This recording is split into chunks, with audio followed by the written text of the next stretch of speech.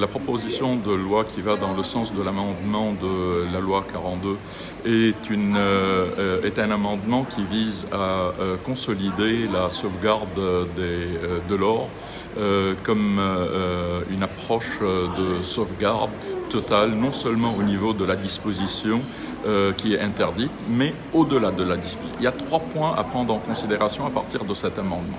Le premier point concerne le domaine. Le domaine a été élargi pour interdire non seulement la disposition de l'or, c'est-à-dire de le vendre ou pas le vendre de quelconque manière, mais aussi d'arrêter, de stopper, d'interdire de façon catégorique, je dirais, toute servitude qui peut être aussi pesée sur cet or. C'est-à-dire, par exemple, soit de faire un swap dessus, soit de faire une hypothèque, quelconque servitude légale ne peut plus être mise aussi en place sur cet or.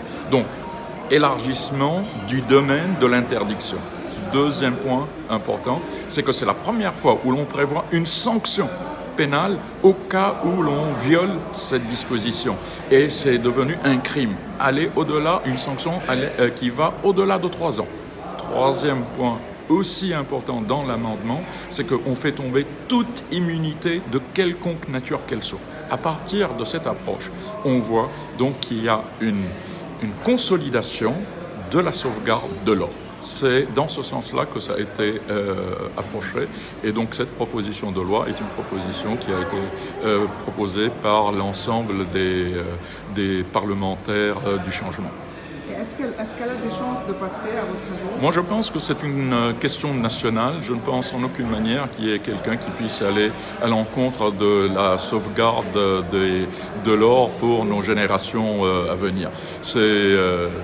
Je dirais ça doit être retenu comme dans la conscience nationale comme étant une consolidation et une protection de notre pays.